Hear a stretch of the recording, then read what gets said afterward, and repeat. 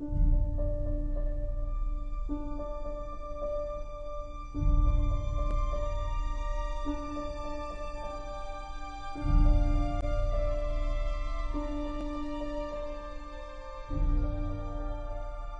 causerie s'intitule Astronomie et écologie. Quel rapport y a-t-il entre l'astronomie et l'écologie? Eh bien, pour le décrire, je veux m'inspirer d'un monologue de Woody Allen, je crois que c'était dans Annie Hall, dans lequel il dit il y a 4 grandes questions. D'où venons-nous? Qui sommes-nous? Où allons-nous? Et qu'est-ce qu'on va manger ce soir? Alors évidemment, quand Woody Allen le dit, c'est en boutade.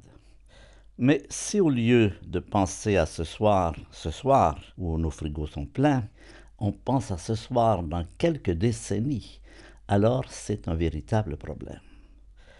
Les 2 premières questions de Woody Allen, d'où venons-nous, qui sommes-nous, sont un peu les thèmes sur lesquels les sciences se sont développées.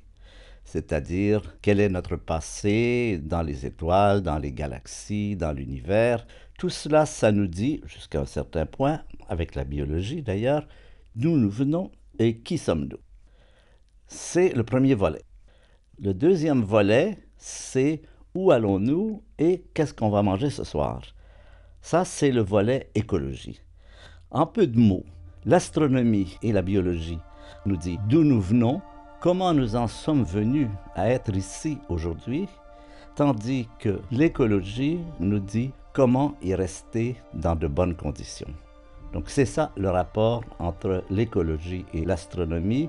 L'astronomie, c'est le passé, l'écologie, c'est le futur. Alors, le passé, l'astronomie. Eh bien, je voudrais vous présenter d'abord un document sur de quoi ça a l'air l'univers.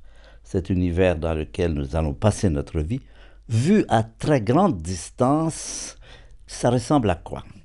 Eh bien, voilà un document très important qui a été pris il y a peu d'années et qui nous présente notre univers. Tout ce que vous voyez sur ce document, les petits points bleus comme les taches un peu plus grandes, ce sont des galaxies. Qu'est-ce que c'est qu'une galaxie? Eh bien, voilà dans cette image, une galaxie.